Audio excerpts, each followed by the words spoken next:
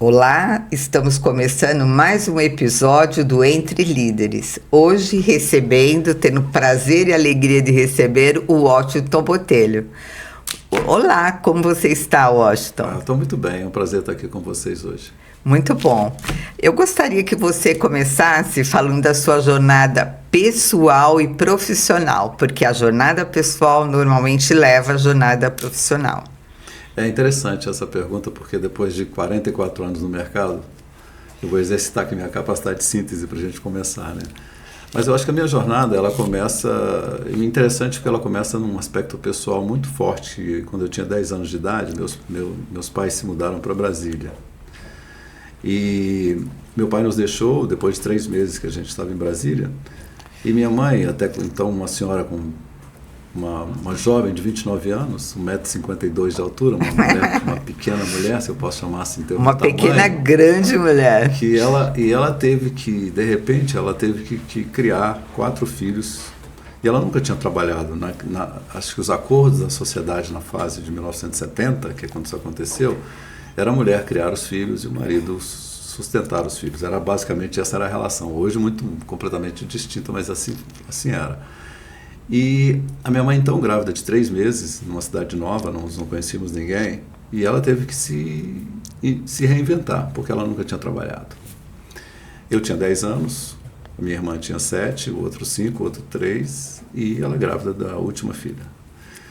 E a minha mãe nos reuniu numa mesa como essa. Isso foi um evento, uma coisa que eu nunca esqueci na minha vida. E ela disse: olha, vamos dar as mãos. Éramos o meu irmão de 2 anos, o mais novinho, né? 3 anos, o mais novinho, e eu de 10. E a gente se deu as mãos e ela falou assim: a gente vai ter que passar por momentos difíceis na nossa vida, mas vocês vão prometer uma coisa para mim: vocês nunca vão pegar o que não pertence a você. E outra coisa que ela falou: nós estamos aqui sós, então a gente tem que cuidar um do outro. A gente é um time, a gente tem que cuidar um do outro. Depois, com o passar do tempo, a minha mãe fez de tudo e ela virou uma mulher de sucesso naquilo que ela se propôs a fazer. E ela disse a terceira coisa para nós, que era: não importa o que você faça na sua vida, faça sempre o seu melhor.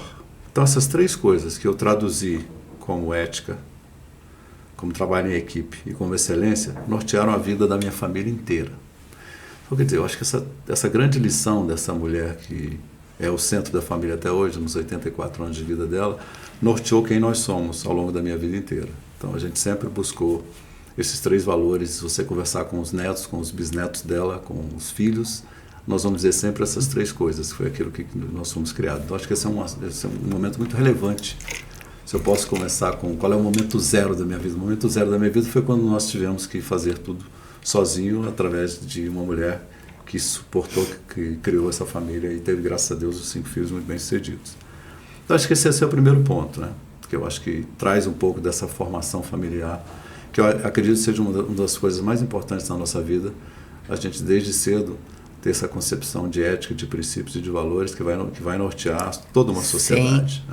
Né? Não, e a ética, ela é a base de tudo que dá certo na vida, né? A ética é uma coisa muito importante. E aí não é só um conceito filosófico, exatamente, né? É como você vive isso, né? Tem um livro, aliás, fala sobre o Anel de Giges, que ele é muito interessante, que ele fala sobre até que ponto nós somos verdadeiramente éticos, ou se somos éticos porque somos vigiados. O Anel de Giges fala um pouco da história, é um livro muito legal para ler também.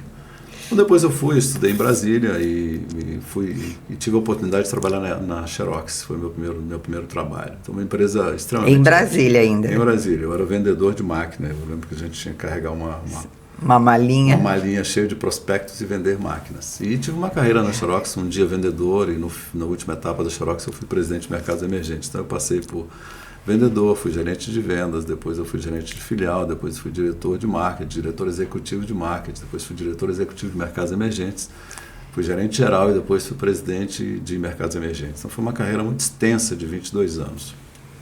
Depois eu vivi o melhor da Xerox, as pessoas que são mais mais velhas aí, que tem mais de 45 anos, seguramente conheceram a história da Xerox. Era uma empresa espetacular, fenomenal, mas que perdeu a sua capacidade de enxergar o futuro no dado momento. Tanto que a gente antigamente falou assim, eu vou tirar uma Xerox. Nunca falava assim, vou tirar uma cópia. Virou sinônimo, na verdade, de cópia. De produto, né? E o produto virou algo que era um poder enorme da marca, né?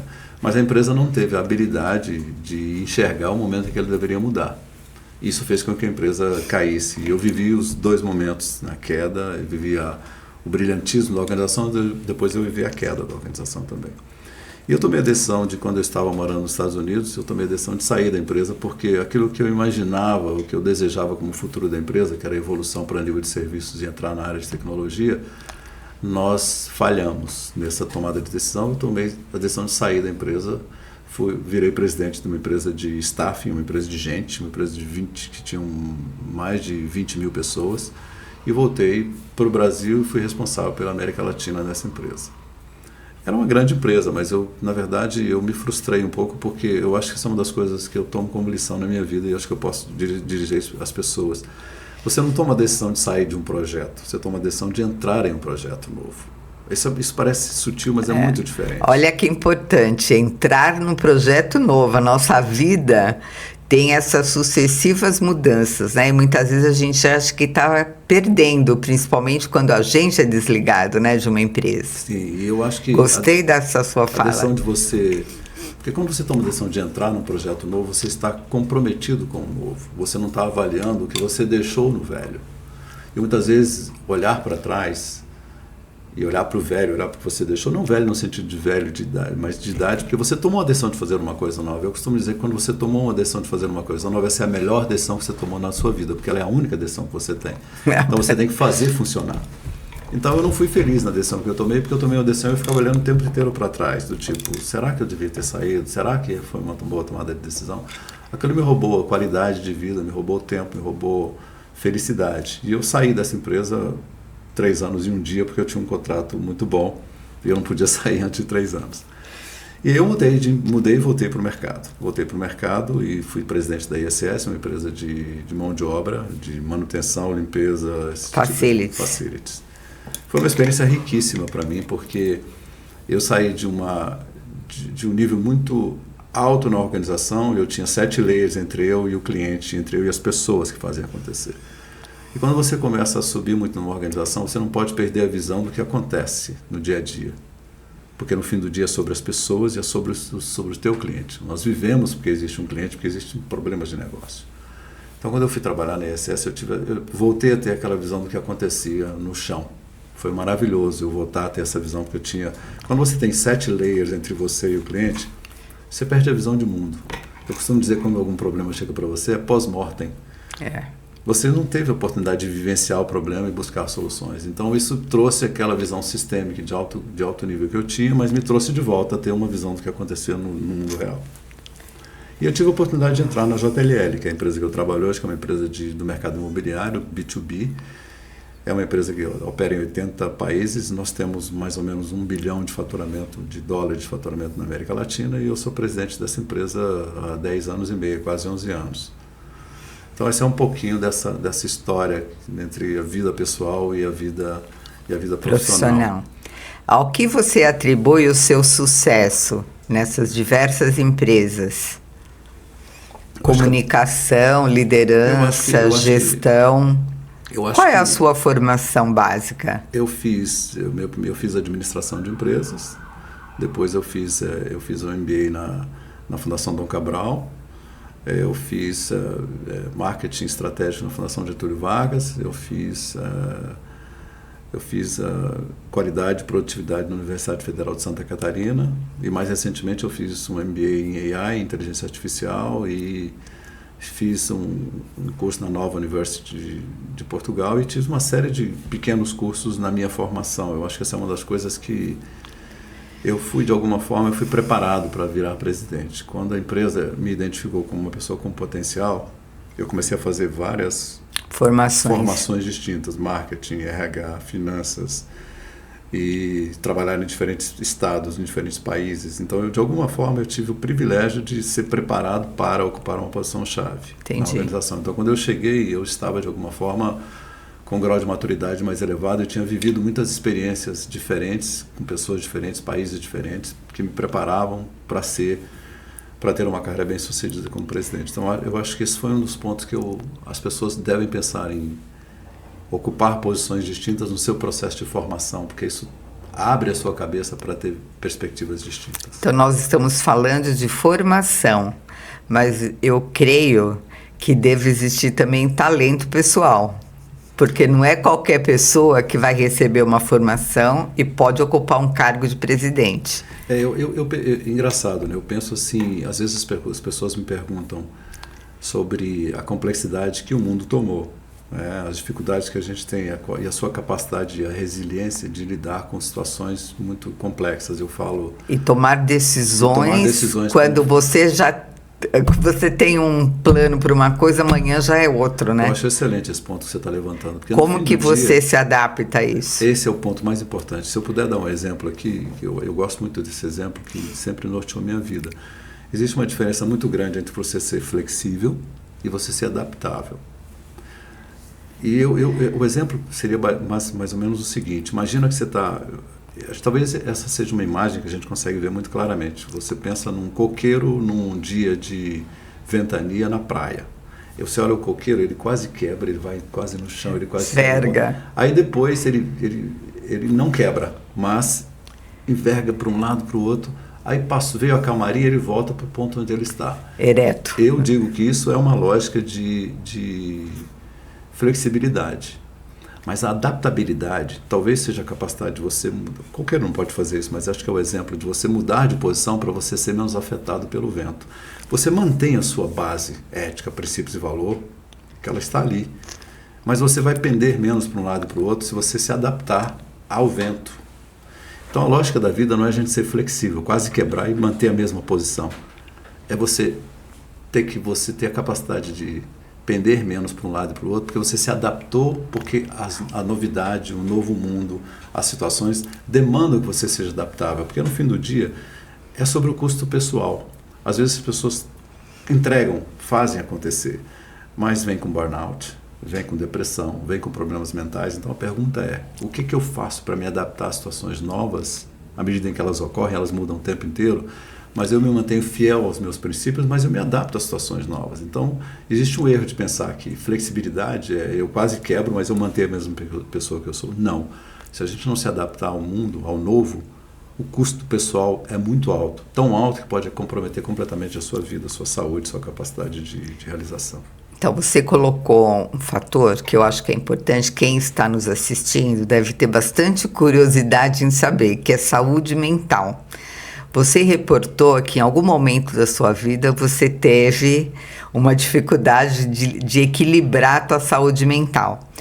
E nós, no mundo corporativo, temos diversos momentos que nós somos colocados à prova, né? Verdade. Isso gera ansiedade, gera medo de você perder a posição, de você perder o cliente, nervosismo, enfim. Como lidar com isso? Como lidar com tudo isso? Eu sei que você é um grande leitor, né? Mas eu quero saber da sua experiência pessoal. Bom. Muitas pessoas, antes de terminar meu raciocínio, apelam para bebida alcoólica, sim, apelam para medicação psiquiátrica, mas como ser saudável no momento que você tem um desequilíbrio da tua saúde mental? Eu acho que essa pergunta é excelente, porque no fim do dia é sobre o que eu chamo de 3 Cs. Você tem que cuidar da cabeça, você tem que cuidar do corpo e tem que cuidar do coração. Não é? Cuidar do coração é o que mais faz a gente ser feliz. São os amores, as amizades, as relações, porque isso é o que faz realmente a gente ser uma pessoa feliz. Tem pessoas que não têm, no sentido de posse, nada, e são mais felizes do que quem tem muito. Porque a lógica da posse não traz necessariamente a felicidade, mas a amizade, as relações são fundamentais. Portanto, a gente precisa de cultivar as amizades. Isso é fundamental para a sua saúde mental. Esse é o primeiro ponto. Segundo, deixa eu te dar um exemplo, que eu tive um amigo chamado Del Lando. Del foi uma das pessoas mais brilhantes que eu conheci na minha vida. Ele era um gênio uma pessoa que você senta e escuta, um gênio. E ele foi uma das pessoas que criou todo o modelo da indústria financeira no Brasil, ainda do antigo Banco Nacional, depois Unibanco e depois Itaú. Ele é um daqueles gênios. E acho que as pessoas devem saber que a indústria financeira brasileira é uma das mais modernas do mundo, porque a gente tinha problemas enormes de inflação, de corrupção e tudo mais. A indústria brasileira ficou muito à frente porque teve que se defender. E quando você olha outros países, a nossa indústria financeira é espetacular. A do Brasil é uma das melhores do mundo. E ele é uma das pessoas que criou toda essa modelagem. Eu estava trabalhando numa empresa de staffing, uma empresa de 25 mil pessoas, e eu tinha muitos problemas com a contratação de pessoas, porque há um momento em que fecha a folha e muitas vezes o cliente pede algumas pessoas depois, e entre aquela data de fechamento da folha, 20, 22, você tem que esperar até o dia 20, 22 do mês seguinte, e muitas vezes a agilidade de começar um projeto ou terminar um projeto demandava. E eu tinha uma dificuldade enorme de lidar com isso, porque os tempos de RH, de recursos humanos, não batiam com a minha necessidade. Ele redesenhou o sistema e mudou 23 dias de gap para 24 horas de gap. Quer dizer, ele era realmente um fenômeno. Um gênio. Um gênio. Ele conseguiu isso. E aí o que aconteceu com ele? Ele teve um câncer de estômago. Eu encontrei com ele, ele estava super magro. E aí eu conversei com ele sobre o projeto e ele desenvolveu esse projeto para mim e nós começamos a trabalhar juntos. Passados 6 meses, o câncer dele voltou, metástase. Ou seja, lamentavelmente ele iria morrer. E ele internou no hospital e a esposa dele falou: Augusto, eu queria que você fosse conversar com o Del, porque quando vocês dois estão conversando, ele fica feliz. Animado. Ele se sente feliz, ele sente vida quando vocês estão conversando. Eu estive várias vezes com ele no hospital. A última vez que eu estive com ele, uma semana antes dele ir embora, ele falou o seguinte para mim: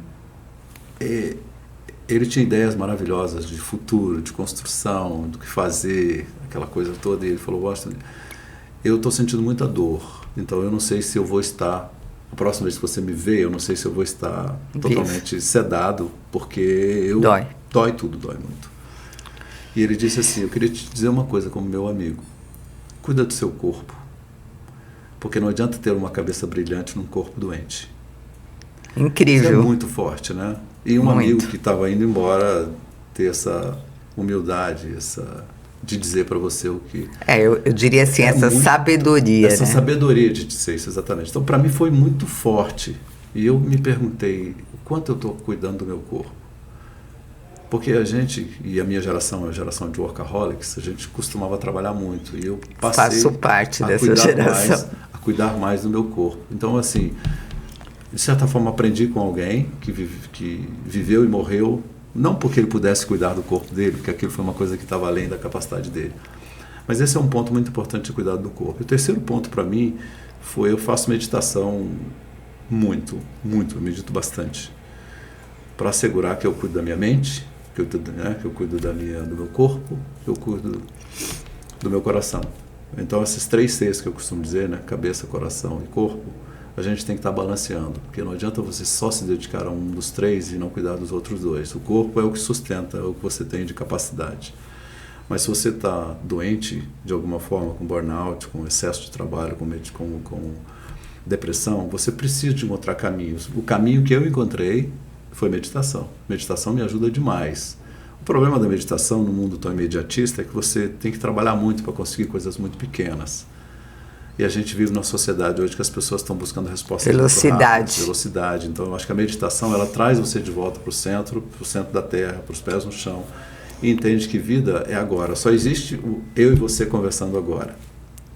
E não adianta eu estar pensando no que eu vou fazer daqui a pouco, no que eu vou fazer amanhã, porque, na verdade, não sei o que vai acontecer amanhã, não sei o que vai acontecer daqui a pouco.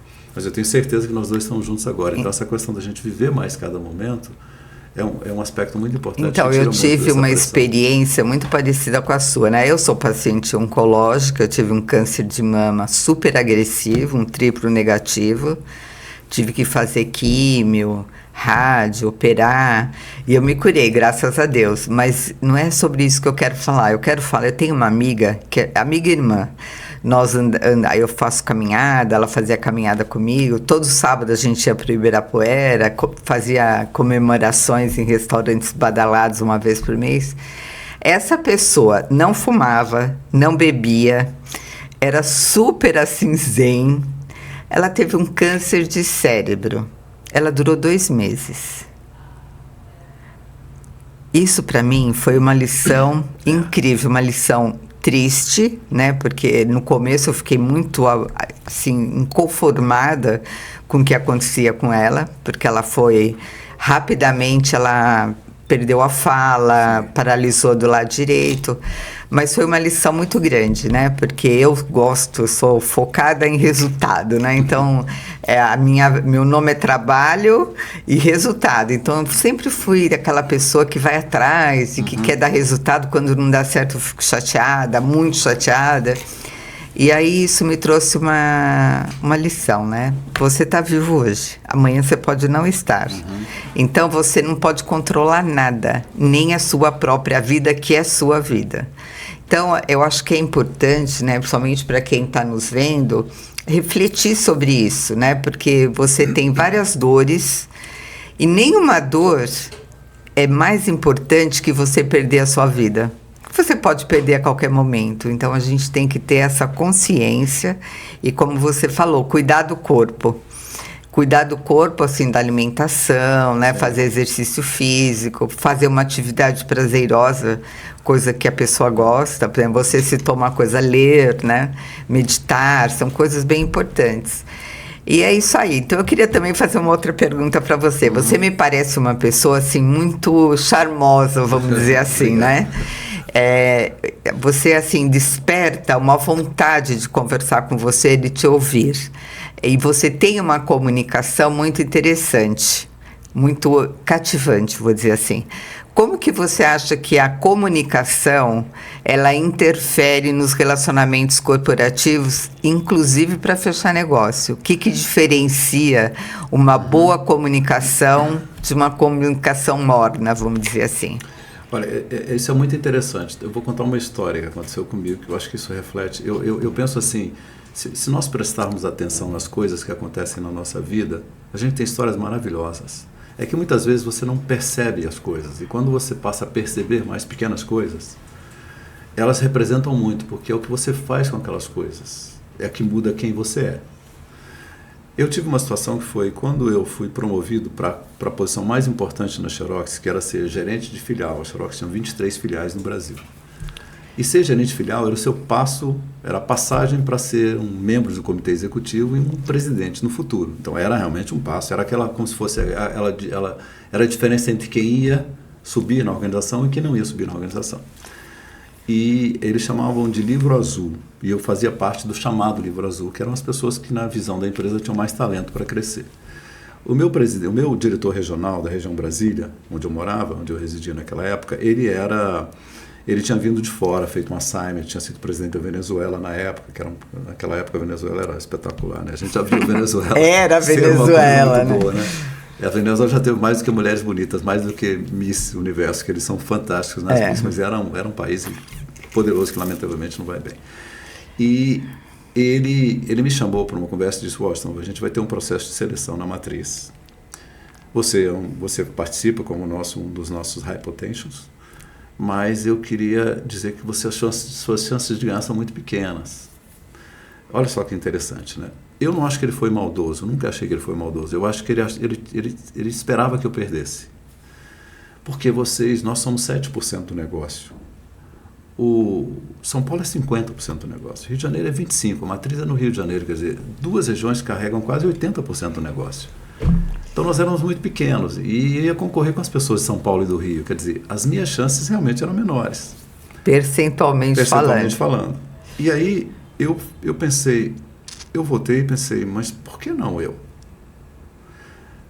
Porque tem uma frase muito interessante do presidente Wilson, ainda da Primeira Guerra Mundial, ele era presidente dos Estados Unidos, e ele sempre disse que muitas vezes as pessoas chegam para você e querem dizer alguma coisa, você pergunta por quê. Eu aprendi a perguntar por que não. E eu me perguntei, por que não eu? Ao invés de por que eu? Porque eu é uma visão crítica sobre você mesmo. Sim. Por que não eu é uma visão construtiva de onde você pode chegar. E eu fui estudar, fui ler, que é uma coisa que eu adoro fazer. E comecei a ver que o meu estilo de liderança era um estilo mais low profile. Eu sou uma pessoa mais low profile, porque eu gosto de fazer com que as pessoas estejam no palco e não eu, com as pessoas apareçam e não eu. Eu sou do estilo de liderança servidora.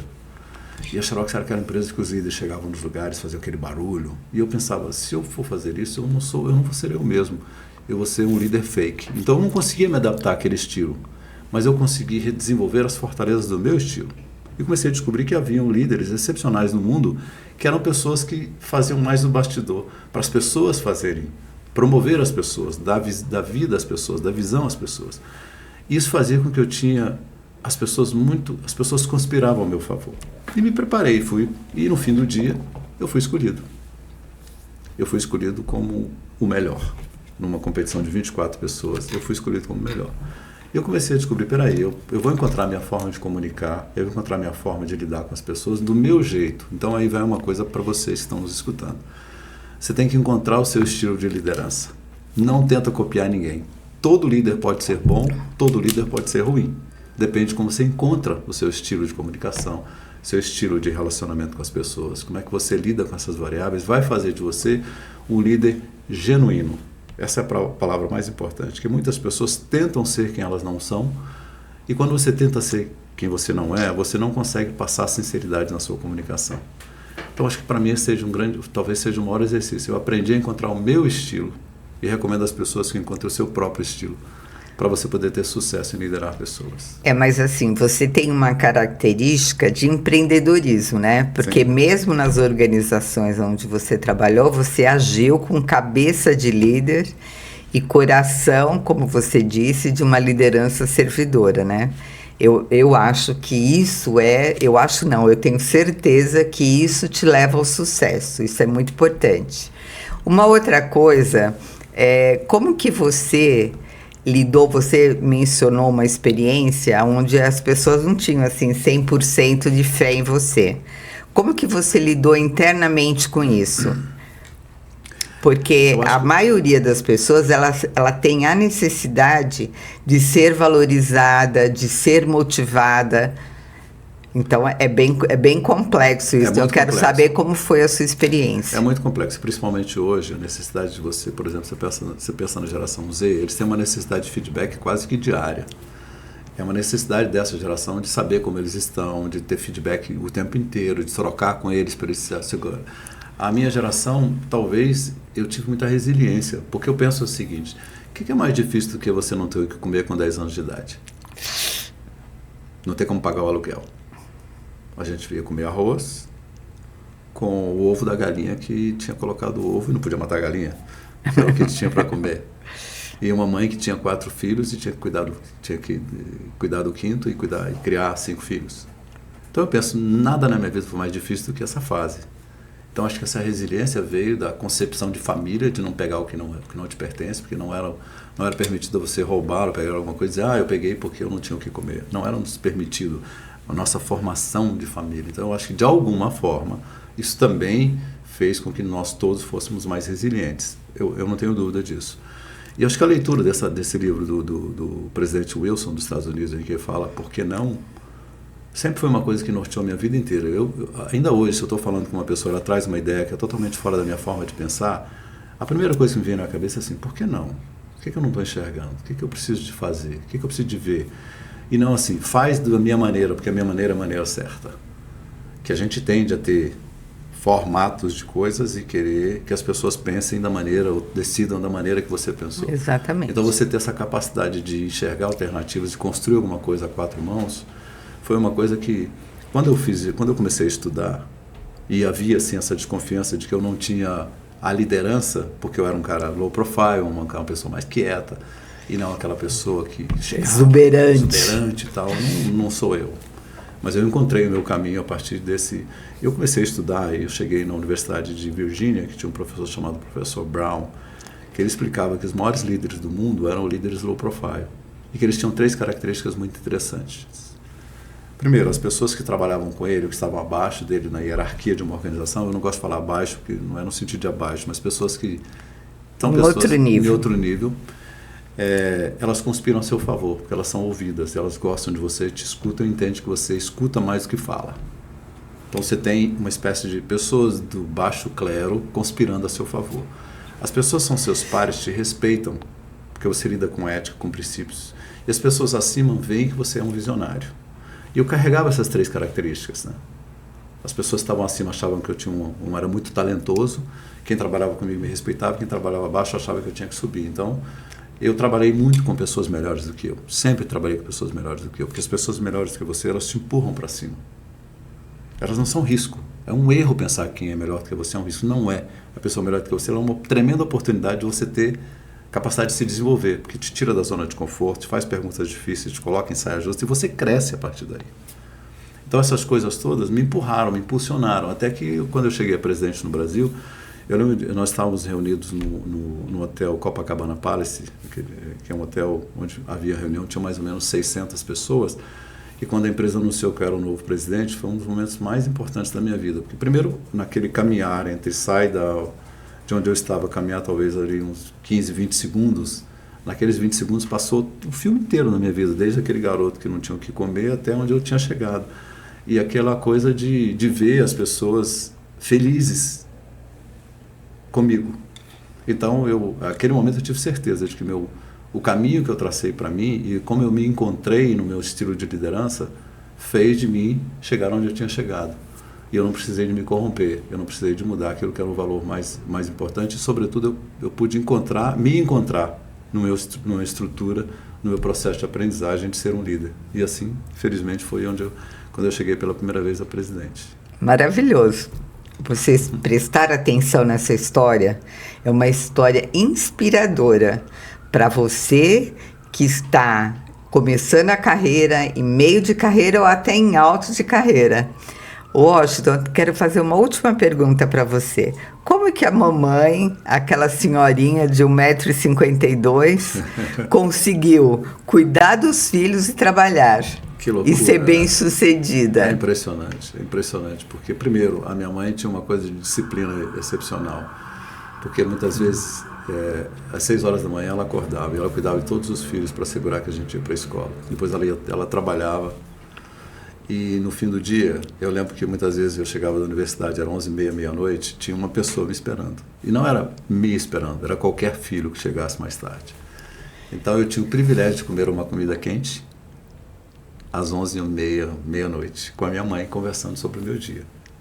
Quer dizer, eu acho que ela era uma mulher excepcional desde o princípio, mas ela não teve a formação, ela estudou, fez o 1º grau, mas ela virou uma empreendedora, foi cuidar de salão de beleza, ela costurava, ela era sacoleira, ela viajava para São Paulo para comprar roupas no domingo, chegava com as roupas na quarta-feira para vender lá. E disso ela fez a vida dela, e virou uma mulher muito bem sucedida, super amada. E conseguia cuidar dos filhos. E conseguia, ao mesmo tempo, cuidar dos filhos o tempo todo. Então, assim, eu costumo dizer que a minha vida é rodeada de mulheres fortes. A minha avó era uma mulher fortíssima. Minha mãe, sozinha, criou de todo mundo. Minha mulher é uma mulher fenomenal. Estamos casados há 40 anos, vivemos juntos até hoje. Minha filha é uma mulher... Eu acho que, assim, para a minha vida, eu digo que a minha vida tem sido um privilégio de ter mulheres, ser liderado por mulheres. A minha chefe hoje é uma mulher. A minha mãe, acho que ela é a grande líder da família ainda hoje. Então, acho que isso tudo, de alguma forma, foi muito combustível para você entender que se aquela mulher era capaz de, do nada, fazer tudo, por que eu não sou capaz de fazer alguma coisa? E ter aquilo como um exemplo positivo que impulsionou a todos nós na família. Infelizmente, todos nós somos pessoas assim. Trabalhamos muito, acordamos muito cedo, cuidamos da família, cuidamos das pessoas, respeitamos todo mundo. Eu acho que isso é uma coisa de formação muito importante. A gente tem que... Talvez a maior dificuldade da sociedade brasileira é a manutenção dos princípios e valores. Porque eu acho que isso norteia quem nós somos enquanto povo. Existem mulheres fabulosas. Acho que a maioria dos brasileiros tem histórias maravilhosas. Com suas certeza. mães, com suas avós. E eu acho que eu sou mais um que tem uma história maravilhosa de uma família que foi construída a partir de uma mulher muito forte. Maravilha, história linda. Nós estamos chegando aqui ao final do nosso programa. Eu gostaria que você deixasse a sua mensagem aqui para o nosso público. Bom, um prazer enorme estar aqui. Eu acho que é muito importante você trabalhar o seu autoconhecimento. É fundamental que você se conheça para saber aquilo que você é capaz. A dedicação, a resiliência que você vai ter para poder ter sucesso na vida. Sucesso na vida realmente é você ter felicidade. Encontrar as pessoas que fazem você se sentir forte. Eu costumo dizer, não esquecer nunca dos seus 3 Cs. Tem que cuidar da cabeça, tem que cuidar do coração e tem que cuidar do corpo. Washington, foi uma alegria imensa te conhecer pessoalmente, te entrevistar. Muito agradecida. E até uma próxima oportunidade. Prazer. Muito obrigado. Para você que nos assistiu até agora, nosso muito obrigado. Se você gostou, dá o seu like, compartilha e coloca uma sugestão, caso você tenha interesse por alguma pauta ou por algum convidado. Até a próxima!